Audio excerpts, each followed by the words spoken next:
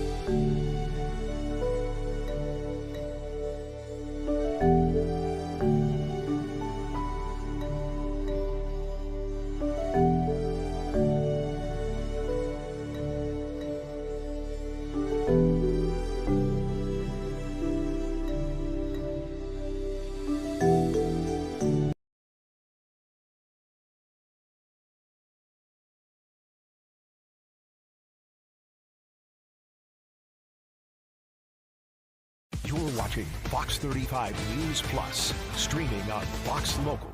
Well, good afternoon to you and welcome into Fox 35 News Plus. I'm Garrett Wymer and thanks for joining us on this Tuesday afternoon, live on Fox Local and on YouTube. It is 4 o'clock and that means it's time for today's Top 4 at 4, where we break down 4 of the big stories that we're tracking in the Fox 35 newsroom today. And joining me for this afternoon's Top 4 at 4 is Fox 35 news anchor and reporter Marlisa Goldsmith. And Marlisa, thanks for being here. Happy to be here with you, Garrett. So we've got 4 big stories today.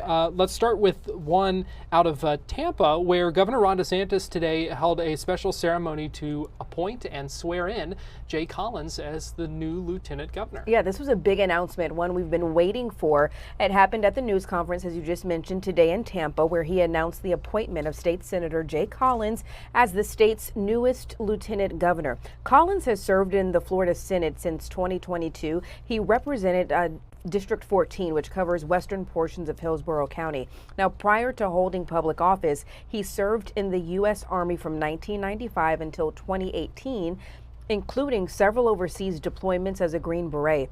The Republican Party of Florida released a statement congratulating him on his appointment, and Collins succeeds Jeanette Nunez. You may remember earlier this year, she announced that she was stepping down after being named president of Florida International University. So since that announcement, speculation had been swirling about who was going to fill her shoes when she left, and we finally have the answer today. Yeah, and this was a name that had been talked about for a while, so certainly no surprise here. But here is what Collins said this morning. Protect those very things that matter. And if you live in Florida and you can hear my voice and you are a citizen of this great state, to our fellow Floridians, regardless of where you live, what your politics are, I want you to know that as your Lieutenant Governor, I have your back. I will fight to defend each and every one of you, whether you're going to vote for me or not. You are a member of this state, you are a citizen of this state, and you are people that we will fight beside. Governor Ron DeSantis called him the Chuck Norris of Florida politics. Oh, wow. That's a huge statement. That is. I'm not sure. I don't know if that's a reference that like kids these days recognize. I don't think you so. know, but they don't know Chuck Norris, even though he's a legend. he is a legend. Yeah. So many good Chuck Norris jokes, but I think we're getting off track here. So Jay Collins was sworn in this morning. The big question now is kind of what this means for the 2026 governor's race, and because there had been a lot of questions about who DeSantis might pick for this lieutenant governor position, if it would be someone that he envisioned as succeeding him. Right. And that was a question I asked to Gary Fineout, a Politico reporter, this afternoon on Florida Live. One of the other things that Collins has said in the last couple of months is that he has not ruled out running for governor. Now, let's understand, Byron Donalds has the endorsement of President Trump. He's been out there raising money. He's been out there getting endorsements. So he basically, Donalds is easily the front runner right now. But as you point out, DeSantis hasn't endorsed Donalds. He has made some comments suggesting that he wants a certain type of person to follow him as Florida's governor. And so this does put Collins in a potential position to run for governor at some point. So going to be interesting to watch, as it was going to be anyway, just because of the fact that DeSantis hasn't endorsed Donalds. We don't know if Casey DeSantis is going to run for governor. Still just so many questions. But Byron Donalds does have the endorsement of Donald Trump, which we know means a lot here in Florida. So just going to be interesting to watch over the coming weeks and months. I know. I mean, it seems like we have some time, but it goes fast. It does go very quickly, so we'll see. And when Donalds entered the race so early, kind of upended, potentially other people's timelines. So we'll see. Going to be very interesting, though. Very. Story number 2, and this an interesting development out of federal court today in connection with this high-profile carjacking from a few years ago. Yeah, I remember when this happened. It was a case that caught a lot of people off guard. Just look at this jarring video here. A lot of you all may remember it. So Miguel Aguas Vivas Lizardo was sentenced today to 84 months in federal prison plus 2 years of probation. He also has been ordered to forfeit more than $1 million for conspiracy to commit money laundering after his estranged wife, Catherine Aguas Vivas, who you see there on the left side of your screen, she was killed in a carjacking in Seminole County in 2024. Now, according to investigators, he was a courier collecting money for a Colombian drug cartel. In April last year, he allegedly sent his wife, Catherine, up to pick up $170,000 in cash in Seminole County. His lawyer argued that Lizardo had nothing to do with his wife's murder, but prosecutors and the judge said that he put her in harm's way and deserved a very lengthy prison sentence, which is why he was ordered to serve 7 years. The family of Aguas Vivas Lizardo said nothing as they walked out of the federal courthouse after the sentencing. But we do have our reporter Marie Ettinger, who has been following this story and was in court today. Yeah, and we did hear from obviously with it being federal court, cameras are not allowed inside, but you mentioned Marie was in there and heard as he spoke himself, asking for leniency, and we'll talk more with Marie. I had the chance to speak with her earlier today, and we'll play that a little bit later in the show, so we can kind of hear some more of those details about what we heard in court. But certainly big developments for someone who also, according to his attorney, said if he had gone, right, the same outcome would have happened to him, is what his attorney says. Right. Yeah, that was very interesting. That caught me by surprise when I heard him say that. So we'll have more on that in just a little bit. Meanwhile, in story number 3, and that is get ready to potentially pay more for gas in Seminole County. Not the news anyone wants to hear, Garrett. No. I mean, we're already paying so much for everything these days, but buying gas, folks, is going to get a lot more expensive. Seminole County commissioners approved to increase the gas tax by 5 cents. So it's going from 7 cents to 12 per gallon, matching Volusia County's rate. Orange County has managed to keep it a little bit lower. Seminole County's last gas tax adjustment happened years ago before the current economic pressures. But residents of Seminole County say the hike would further strain their budgets, already hit by things like higher food cost and utility cost. The increase is scheduled to take effect on January 1st, 2026.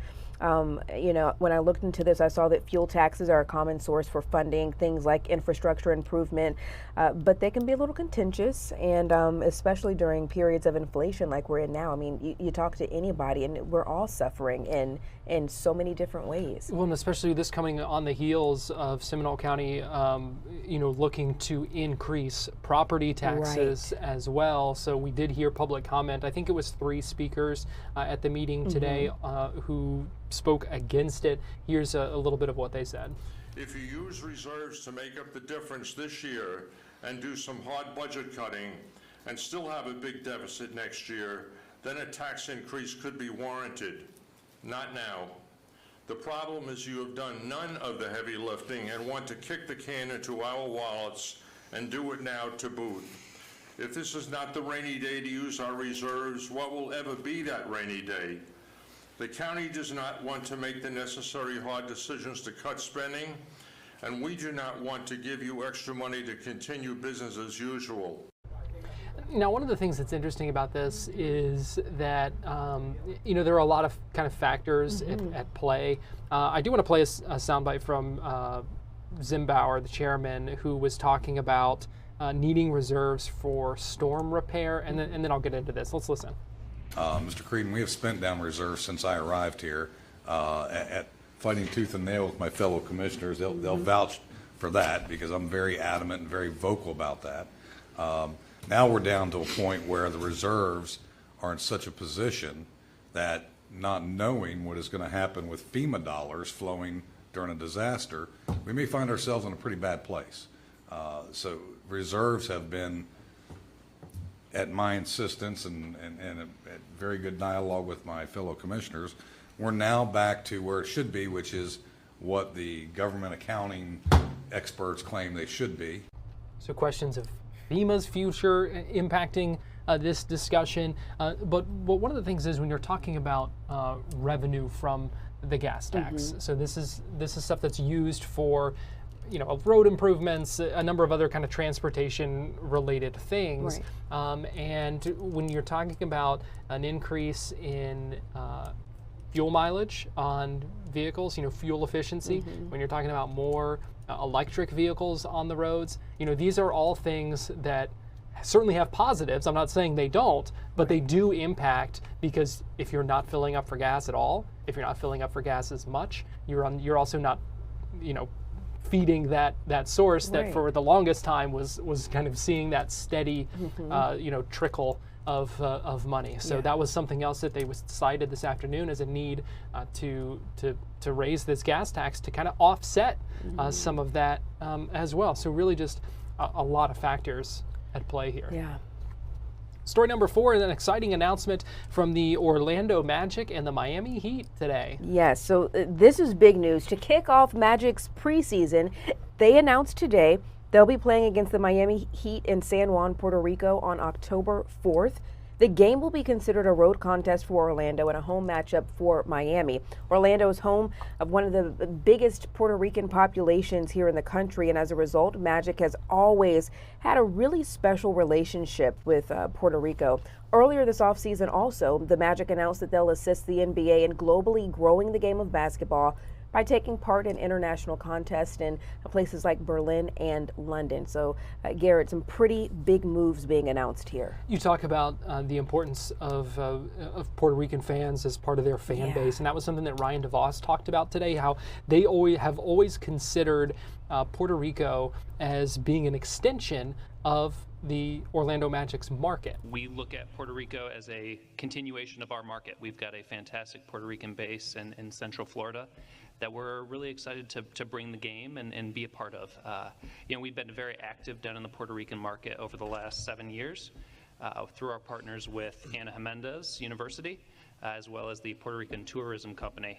We really value their relationships to be able to bring clinics to the youth down there and really just be able to show off the game, the NBA game, and ultimately the Orlando Magic to Puerto Rico. We look at Puerto Rico as a continuation. And so that, of our I think, market. is the exciting thing when you think about kind of the future and what this could mean for, for kids growing up and getting the opportunity to go to one of these, to this game, or to one of those clinics that they're having, and really just kind of formulating that fan base, not just of the Magic, but of the game of basketball as well. Yeah, I just think about, like, when we were kids, how this wasn't a thing, and it's just been very interesting to watch how it grows, not even just with the NBA, but look at the games that the NFL plays now overseas. So I think that it's growing. It's great for people to get that exposure that don't typically, because it almost seems like it was, I don't want to say segregated, but just cut off. Each respective, country had their own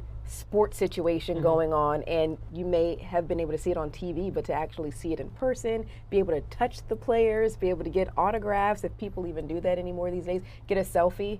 Well, we don't condone touching the players. I don't know that we want to encourage that, but taking a picture with them, trying to get some shaking their hands. Okay, we can do that still in 2025, that we can probably, right? I think that we can still do. But I do agree, it's great to see these fan bases expand. We're seeing more sports. You mentioned, kind of all of the major sports playing these international games, and I think it's exciting to see. Well, Marlisa, we appreciate you joining us for today's Top 4 at 4. We're going to take a quick break here on Fox 35 News Plus, but we'll be right back.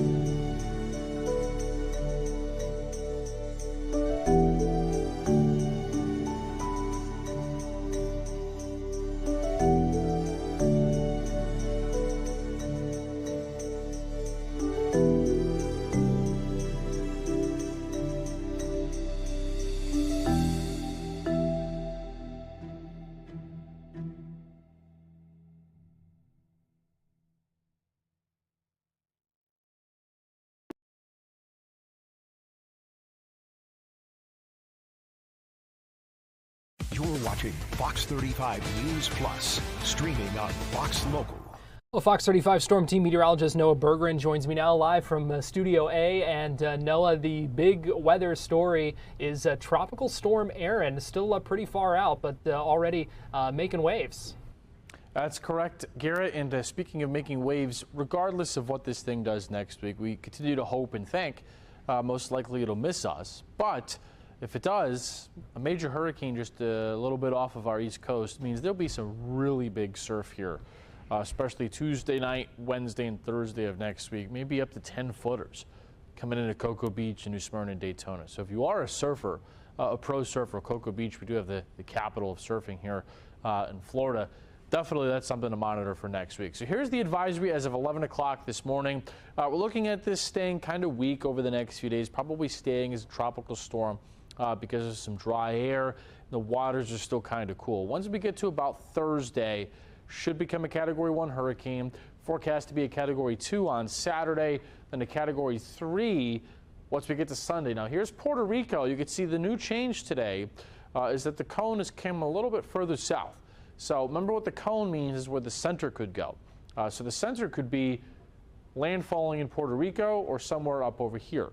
So while there are no hurricane watches yet for Puerto Rico over towards Hispaniola and the Leeward Islands, definitely for those people that want to watch this extra close because they're within the realm of potential that if this took the southern end of the cone, yeah, there could be hurricane conditions in Puerto Rico or the Leeward Islands over the weekend. But for now, the expected center is to stay offshore. But again, the cone has ticked a little bit south for them.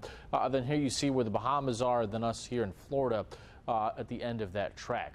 So as the 11 a.m. advisory, it doesn't look nearly as solid on the satellite. There's some dry air that's got wrapped in there today. Winds are only 45 miles an hour. In fact, if you look at the colorized satellite, you'd be hard-pressed to see much in here. But there is a really well-defined low-level center of circulation, meaning that the winds at the surface are converging and going around a point. To get this system to start firing big convection, it needs more humid air, it needs more moisture. The air is just too dry. That will change probably later Wednesday and into Thursday, coupled with the fact that it'll be over a lot warmer water. The waters are going to get progressively warmer as it pushes to the west. And by the way, behind me is the coast of Africa, so this is way out there. So a couple of things to know about with Aaron. First, the odds continue to favor this missing a direct landfall, at least still for right now. Want to keep watching for any changes. There's been some comparisons made to Hurricane Irma. If you remember Irma in 2017, it looked like about this time, a week out, that Irma would miss Florida. And Irma ended up going up I-75, landfalling in South Florida, and then the eye went just west of Orlando. This is a different setup than that. We don't have any reason to believe that this is going to pull an Irma and drastically change, but definitely we'll keep eyes on this over the next few days. Regardless, really big surf and really big rip current threat here as we head to the middle part of next week. So here is the spaghetti plot with Aaron. Every line on here is a different model. And I want you to notice that the camp of scenarios is from missing Bermuda to the east to landfalling on our east coast.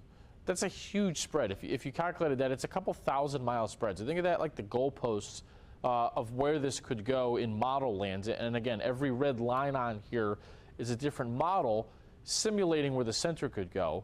I'll show you here a couple of the models as we head into next week, and I want you to notice it really starts to get going later this week into this weekend, becomes a strong hurricane.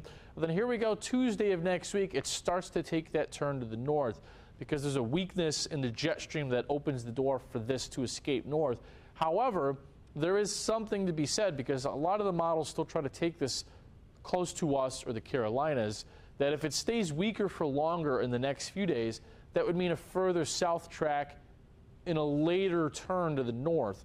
So that's something to watch over the next few days. If by Thursday night or Friday, this thing is still struggling, it's still west, way down over here, that the turn like this wouldn't happen here, it would happen over here or over here, which would obviously make the forecast really different for us Tuesday and Wednesday of next week. But for now, the consensus is that this is a major hurricane passing by to our east, could be a threat to Bermuda, but again, obviously big surf here as we get to the middle of next week. But we'll keep watching it for right now, but we don't have any reason to be concerned imminently for us here at all right now.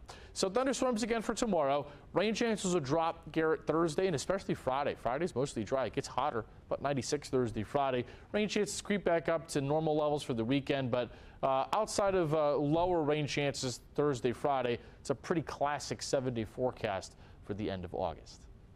All right, still a lot of questions about Aaron. We appreciate you staying on top of that for us, Noah. Thank you, sir. We're going to take a break and we'll be right back.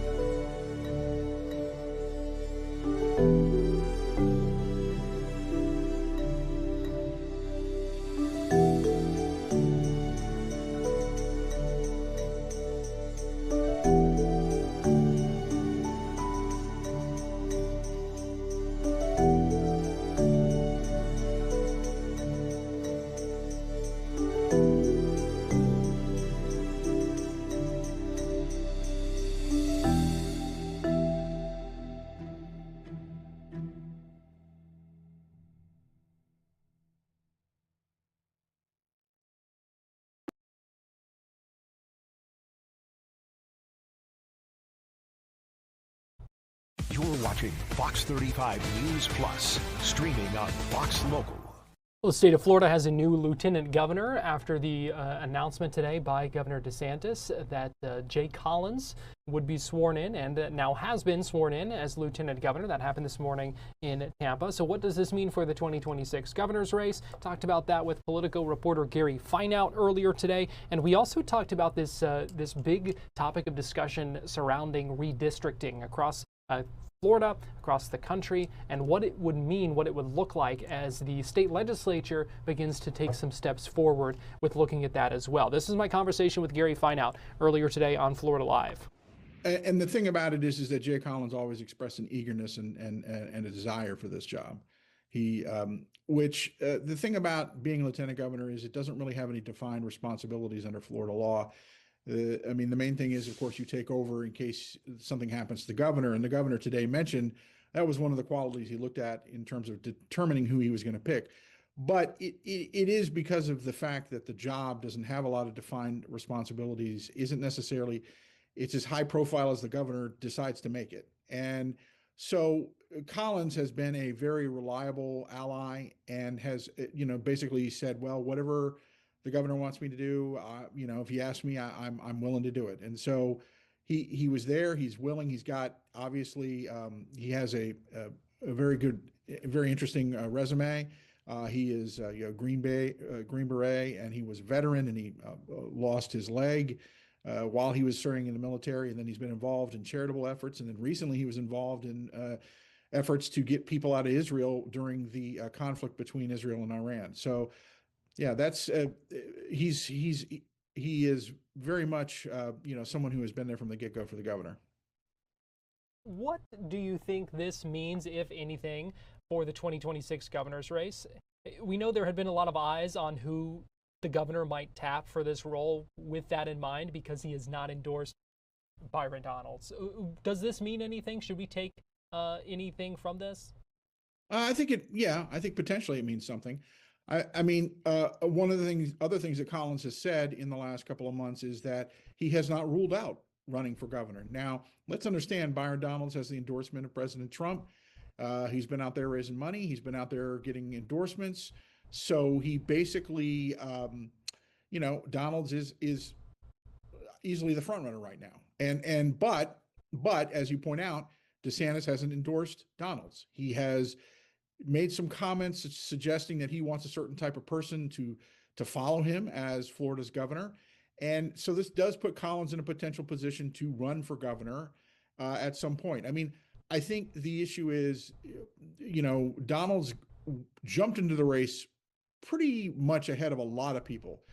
And you've been wondering whether or not he was going to make it all the way to qualifying next June without drawing, some sort of well-known Republican opponent. And that remains the question, but there are now starting to be signs that, yes, Donalds is going to have to worry about a primary.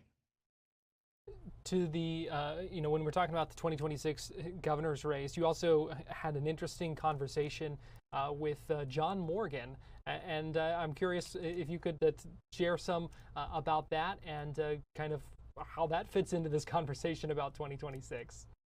Well, John Morgan is the ultimate wild card. I mean, the thing is, of course, as he himself has acknowledged, he's a billionaire. And if he chose to run for governor, he would come from a point of he is enormously wealthy, could put his own money into the effort, as he already has. I mean, let's not forget, John Morgan, while everybody mostly knows him as the face of Morgan & Morgan, the ubiquitous law firm that is everywhere, he helped get the minimum wage ordinance, minimum wage raised in Florida. He helped get medical marijuana passed in Florida, and he spent millions of his own money to accomplish that. And so now we look at somebody who has name recognition, has his wealth. Now, what he interestingly enough says is he keeps saying, if I ran, I would not run with either banner of either party, which there's some technical legal issues that could be there. But then when you talk to him, you can't get an answer that suggests that he really is going to run for governor. I mean, he keeps talking about how he's thought about it. People have asked him. But then he also says, he's satisfied with where he is in his life, and so it is something to watch. I mean, look, the thing about it is that because of who he is, he's the kind of person who could jump in the governor's race very, very late. But, for right now, he just, kind of sort of hedges his bets. Let's also talk about redistricting. I know that is a big topic of conversation across the country. It has become a topic of conversation here in Florida as well, especially with the announcement from the House Speaker that he's creating a committee to look at this very issue. Yes. I mean, that there had been a bit of silence for a couple of weeks from the Florida legislature. I mean, Governor DeSantis had talked about the need to do a mid-decade redistricting, and then we saw, of course, what's happened in Texas. And they're trying to get seats there that they're carved out for Republicans. And the governor has been saying for a couple of weeks now, this is something we should think about doing and that we're working on it. Then you had the speaker, Danny Perez, come out last week and said, well, I'm setting up a special committee to start working on it this fall. And so the governor was asked about it earlier this week. He basically said, well, I had nothing to do with Perez's announcement. Okay, but still, it's interesting. So what I would say to you is that a lot of things in works. Now, without getting into all the redistricting weeds, because it can get very complicated, there are two big issues here. One issue is that a lot of people think that Florida should have gotten more seats through what's known as reapportionment during the last go-round, which was where the results came in after the 2020 census. So you have that part of the element of it is like, should there be a new census? As we know, President Trump last week said he had directed the Commerce Secretary to begin work on a new census. Well, how quickly is that going to happen? Will there be lawsuits? Will they do it the way that Trump wants it? Trump says that he wants to do a new census where no one who entered the country illegally is counted. So you have all that going on. But meanwhile, you have people who are saying, looking at a recent Supreme Court ruling, state Supreme Court ruling, and suggesting, well, maybe there's room for Florida to sort of recarve a couple of South Florida seats and change it in reaction to that ruling. So I just need to keep in mind, if you were to do a whole new census, there's people thinking that Florida could gain anywhere from 3 to 5 new seats above and beyond the 28 congressional seats it has. And right now, Republicans have a 20-8 margin in Congress in Florida. And basically, DeSantis himself has said, look, those 4 seats that we picked up in the 2022 redistricting probably helped flip the Congress to the Republicans. So the question is, will the House go ahead and say, and the Senate, we still haven't heard what the Senate wants to do, but will the legislature this fall start to draw up new maps based on the previous census numbers, where they change the lines and it helps Republicans? Now, technically under the law, I say technically under the law, Florida legislature cannot draw seats specifically designed to help one party or the other. So you have to keep that in mind, that no matter what the legislature does, it'll likely end up in court. But it's just going to be a matter of how will they proceed? Will they say, no, let's wait to see if Trump gets a new census? So that's sort of the things that are at work. You mentioned we still haven't heard from Senate President Ben Albritton. Should we read into that at all? Not yet. I don't think not yet. I mean, okay. Yes, it is interesting that he has not commented. It's also worth noting that the Senate President has worked pretty well with Governor DeSantis.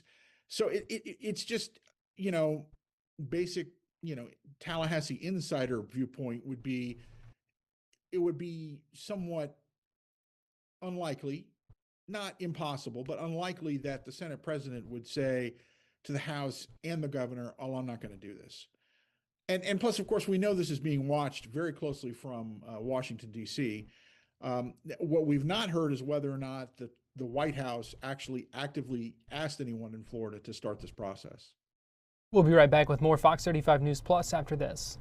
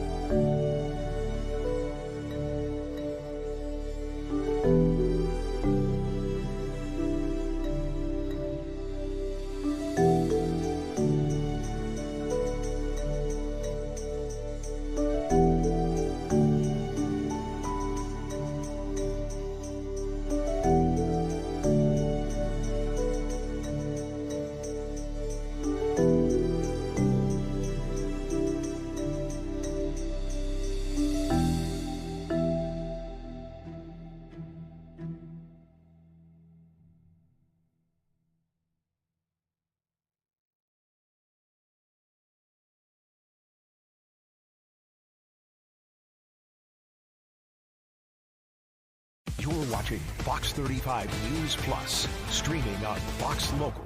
Welcome back into Fox 35 News Plus. I'm Garrett Wymer, and thanks for joining us on this Tuesday afternoon, live on Fox Local and on YouTube. Interesting findings from an audit of the spending of the former Seminole supervisor of elections, Chris Anderson. There's already some controversy surrounding him before he ended up losing in the 2024 Republican primary, but now this audit raises more questions about spending under his leadership. I want to bring in Fox 35's Chris Lindsay, who's been looking into this today. And Chris, talk to us about what that audit found. So they had a third party come in and take a look at everything from October 1st until January 6th of this year. That's while Chris Anderson was still in office as a supervisor of elections. They found a few different things. Most notably, the first point on the sheet is there was $161,000 that was spent in legal fees. This is stemming from a defamation case from last year when he was still in office. He says that he was sued in his capacity as an individual and in his professional capacity. So he used the office's funds to cover those legal costs. The third party comes in and says that that was not the proper use of those funds because they don't believe that that was a public purpose issue. I spoke with Anderson today. He says that because he was initially sued under both capacities, individual and professional, that was the proper use of those funds. He cites Florida law saying that you should be covered if you are sued under an official title. What is the current supervisor of elections saying about all this? She agrees with what the audit came through with. She says that she believes, based on the case, which was a defamation case, that he should not be covered for that, and that he should have used his personal funds to cover those legal fees. I spoke with the comptroller, who says that it's not out of the norm to do what he has done in this case, which is to use the office's funds for legal defense if you are sued in that professional capacity, which he says he was in this case. So what happens from here? Could the county try to recoup that money? Well, according to this audit, they recommend that they try to recoup those funds. I'm told that it was insured through the county, so it's simply a matter of what they want to do. As far as the office themselves, they say that they just want to move forward and kind of let this thing go. So the current supervisor of elections, Amy Pennick, says there won't be any sort of legal action on their behalf. But if the county comes forward and says, hey, we want that money back, they are within their right to do so. How much money are we talking here? So in this particular transaction, this is $161,000 in legal fees. Again, that's in connection to that defamation lawsuit filed from last year. So it's a good amount of money. Yeah. Is that a significant part of the supervisor of elections kind of budget and spending, or not really? Can you kind of put that in perspective for us? Well, according to Anderson, it's a drop in the bucket based on the county expenses and how they go about things. So to him, it's not a massive amount in context. Obviously, to most people it is, but in context of their budget, it's not the end all be all. He mentioned there are certain projects that could cost $200,000 in and of themselves. So in the grand scheme of things, this costs what some other projects would cost as they go throughout the year. All right, Fox 35's Chris Lindsay, we appreciate you looking into that. We look forward to seeing your story coming up on Fox 35 News. Certainly. Thank you. We are also learning more about this man who was sentenced today to 84 months in federal prison. Miguel Aguas Vivas. He is the husband of the woman who was killed after being kidnapped in that carjacking from Winter Springs that we talked about it earlier in our top 4 at 4. Aguas Vivas now sentenced to 7 years in federal prison, also 2 years probation.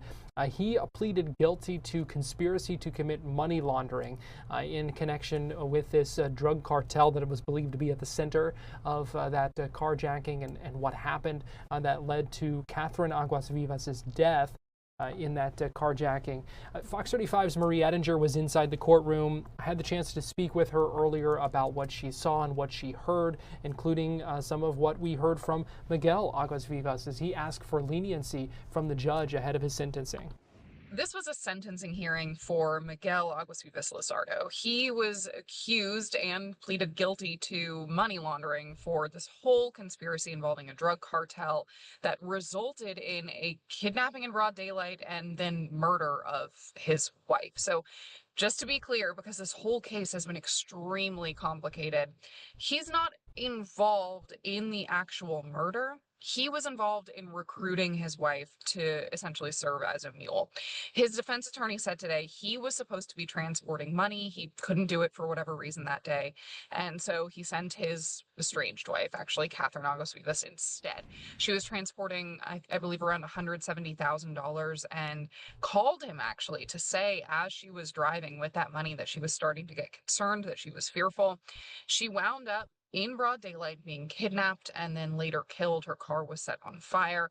And this whole case actually involved several different people who the DEA and FBI had been tracking for years.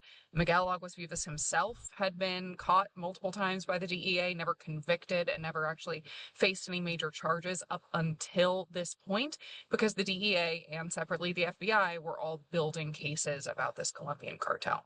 A judge sentenced him to 84 months in prison plus 2 years probation. He also has to forfeit about a little over $1 million that was associated with this drug laundering operation that he says he was involved in. And he spoke in court today. He did. He made a couple emotional pleas to the judge. One was to accept responsibility and say that he is very, very sorry for what he says the mistakes that he's made and for the harm that he's done. He asked his family for their forgiveness, asked the judge for his leniency, essentially. His other main point, and a thing that came up a lot, was that Miguel Aguas Vivas has 5 children in total. One of them has been born, it's an infant, was born while he's been in jail awaiting the sentencing hearing.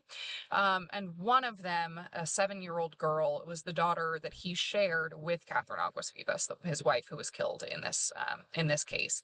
His family members also had written to the judge, making these exact same appeals, saying that he has kind of repented and bringing up his children, that he is very involved in their lives. His parents, so the girl's grandmother and grandfather, are now watching her. And he told the judge that he wants to be involved in their lives and that having a long sentence would pull him out of that and that they would have undue consequences for them and really impact his children negatively, and they'd grow up worse off than if he'd been there. The judge essentially said, that's your fault. The judge said you should have thought about that before you joined a drug cartel, and that it's not the sentence's fault and it's not the judge's fault for imposing the sentence, but rather his fault for having committed these crimes in the first place, and that if he's going to take ownership of those crimes, he needs to take ownership of the sentence. His defense attorney had argued that 41 months was the average for federal cases like this involving essentially drug mules. But he was charged and pleaded guilty to conspiracy to commit money laundering. And so the judge was given a sentencing guideline of 81 to 87 months. He doesn't have to fit that, it's just a guideline. And so the defense attorney was asking for a lower sentence than that, but the judge said, no, this wasn't an aberration. It wasn't one mistake that you made. You'd had run-ins with the DEA before, so you had to have known that they were after you, or that they were at least tracking you in some way. And you continued to do this even after you were caught. And so the judge essentially said 7 years is appropriate for a sentence of this, or for a crime of this nature. And do we expect the defense to appeal this? We do. I actually asked the defense attorney that today. He says that he is expecting to be the attorney handling that appeal. They only have 14 days to file, but he says he'll be doing that, and he plans to make essentially the same arguments that he made in court today. The big argument, other than the impact on the family and the acceptance of responsibility that this defense attorney is making is that he says he believes the judge is finding some sort of guilt or holding Miguel Aguas Vivas culpable in some way for his wife's murder, when really he says that he was not involved in the planning or the execution of that. In fact, had he been able to drive the money that day, then he would have been the one who was killed, according to his defense attorney. So the attorney is hoping on the appeal to win the appellate judge over for that point, that having an 84-month-long sentence for essentially serving as a mule is a bit strict, and it seems like he's being held culpable for that murder. And the judge said today that it is likely that he is deported? Yes, so he's from the Dominican Republic originally, and it seems he was not here legally. So the defense attorney also brought up that if he is deported and has a felony sentence on his record, he would have some real trouble getting back in. If he does get his citizenship somehow, even with that conviction in the U.S., he would have his rights stripped either way, as in he would not be able to vote even if he became a citizen. So we will see what comes from that appeal that is expected in the next couple of weeks. Fox 35's Marie Ettinger going to have more on that coming up on Fox 35 News at 5. She's also tracking the developments from the Seminole County Commission meeting this afternoon as the board voted to approve hikes to the taxes on gas and also utilities in the county. We're going to take a break here on Fox 35 News Plus, but we will be right back after this. So keep it here on Fox Local and on YouTube, and we'll be right back in 2 minutes.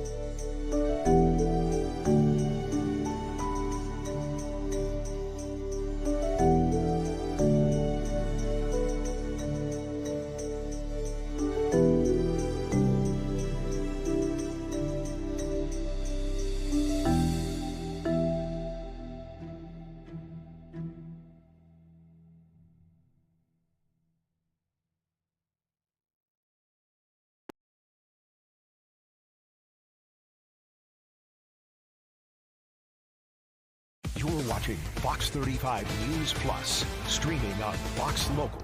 Welcome back into Fox 35 News Plus. I want to give you a live look over downtown Orlando on this Tuesday afternoon. Looking like a nice day out there. See some of the clouds. We saw some showers. Still the chance of some more showers this afternoon. Fox 35 storm team meteorologist Noah Berggren going to have more on that coming up in just a little bit. Meanwhile, here is a live look from our Launch Credit Union camera along Florida's Space Coast, where we expect a ULA Vulcan rocket to take off around 7:59. So a little over 3 hours from now is when that launch window opens. It is a 60-minute launch window. Weather at last check was 80% go, so hopefully things remain in favor for that launch sometime in that 8 o'clock hour from Cape Canaveral Space Force Station. You're looking at the Space Launch Complex 41. You can see off in the distance there that Vulcan rocket. This is a United States Space Force mission, so they are carrying a national security payload. That means we don't know everything that's on board, but they will be hopefully taken off a little bit later today live from Florida Space Coast, and this is the live look from our Launch Credit Union camera. A big announcement this afternoon from in sports when the Orlando Magic and Miami Heat teamed up, held a joint news conference in Miami today, talking about opening the 2025 preseason in San Juan, Puerto Rico. That's coming up in just a few weeks as well. We're talking Saturday, October 4th, being the preseason tip-off that they will play in Puerto Rico, and we had the chance to hear from a number of officials with the Heat and with the Magic who talk about what this means for the fan bases and why this outreach is so important. So we're extremely grateful. I think today is a day of gratitude. I think we worked on this event for the last, it started like 3 years ago, but then a lot of people came into the picture. So I'm happy we're here 3 years after hard work. And it's just about gratitude and how we can, as a company in Puerto Rico, how we can elevate Puerto Rico as a gravitational center in the whole Americas to be a forthcoming force of sports, music, and entertainment, and partnership with many people. So I have to thank from Carlos Arroyo, Anuel AA, all the media in Puerto Rico who supported this, sponsors. It takes it's an uphill to get an uphill battle to get a lot of these things and large global events done.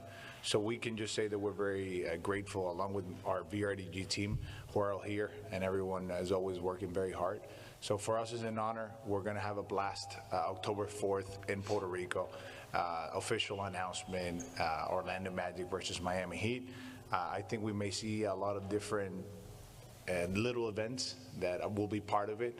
VRDG stands as well for, how can I explain this, not only that we put these global events, but that we also have a positive impact. What do we mean by that? And I think it's key, along with our media partners. I know Fernando's here, and Telemundo, Nuevo Dia, and all the different folks who made this happen. We really care about the community.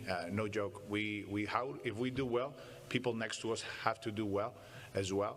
So we're doing what's called a community clinics in the different little communities in Puerto Rico.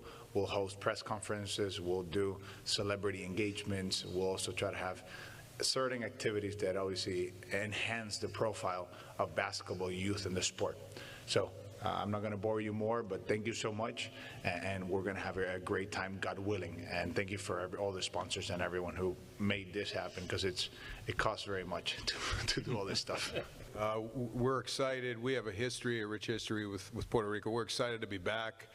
We have great fans there. We're excited to continue that journey with our fans, and now and for the future. I'd like to thank Ryan DeVos and the Orlando Magic for participating in the NBA, for their help, and I'd like to thank all of you for coming out today, and we look forward to seeing you soon.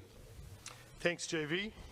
Also representing the Miami Heat here today is one of my favorite people. He's not just a former colleague, a former player, somebody I criticized for missing a shot here or there from time to time, but also celebrated him very much. He's a former NBA champion, 3-time NBA All-Star, 1995 NBA three-point champ, 1989 NCAA champion, 15-year veteran, and now Heat legend and ambassador, and a good friend. Please welcome Glenn Rice. Thank you, Jose. You know, I tried not to miss too many shots, Jose. Actually, thank you. This is actually the closest I've been to Nick since we both were members of the Miami Heat and Orlando Magic, and when I scored 56 points against them. But we won't bring that up. Now, Nick's a really good friend of mine. It's always good to see him, and I enjoy what he brings to the game, and especially in his ambassador role. The players, they're going to get a great opportunity to play in front of some phenomenal fans in Puerto Rico.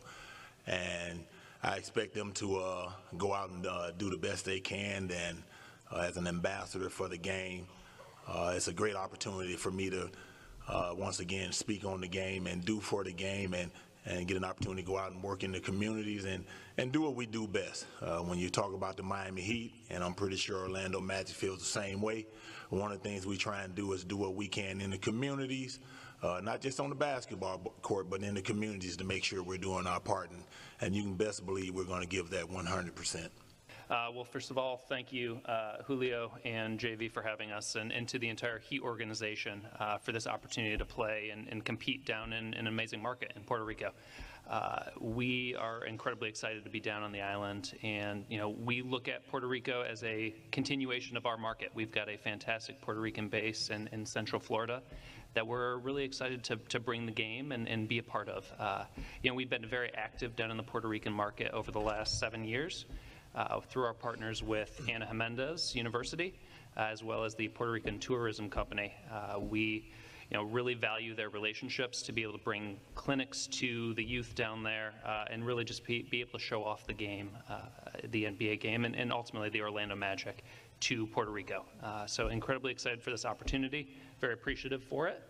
Looking forward to it, and we've been longtime rivals for quite some time, which has been fun. And I will say, Glenn, Nick brought it up pretty quickly. He remembers the 56. But it's amazing to be able to collaborate on something like this, be competitive on the court, but be able to collaborate in this community and be able to continue growing the game in unison. So great opportunity, and very appreciative to you all for coming out and being a part of this. I would be remiss if I don't mention, me and Glenn has had battles, not just in the NBA world, but we go back to college. Him being a Michigan Wolverine, me, University of Illinois. So we clashed on several different occasions. And as much as it hurts me to say this, they beat us on the last second shot in the Final Four. So, we go back to that. But moving forward, as an organization, we're looking forward to playing in Puerto Rico against, as Ryan mentioned, our rivals in the Miami Heat. I think it's going to be a great game, great opportunity, and for his community. I told a story to Ryan back in the room back there. His grandfather, he always talked about being in the community. That's the thing that we're going to do first. Basketball is there, but taking care of the community is very important as the game being played on the court. So we're looking forward to the game in Puerto Rico. It's going to be fun. It's going to be challenging. We're also looking forward to doing things in the community. I think that's where it starts too. Thank you very much, Nick. And every time that I travel to the games in Orlando, you're always there. You're always present. You're always on the court.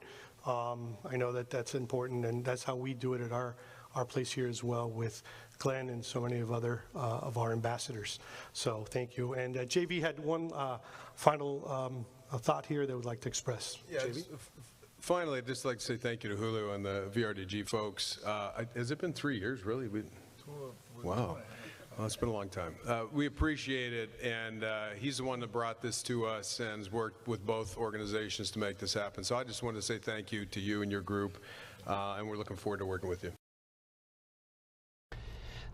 That was the news conference earlier today. Looks like the wind is picking up along the Space Coast. Hoping that launch goes off again in a couple hours. The window opens 7:59, so that window opens exactly 3 hours from now, and we will see if that Vulcan rocket can carry its first national security launch. So we will see that from Cape Canaveral Space Force Station a little later tonight. Meanwhile, we are also continuing to track Tropical Storm Erin in the eastern tropical Atlantic right now.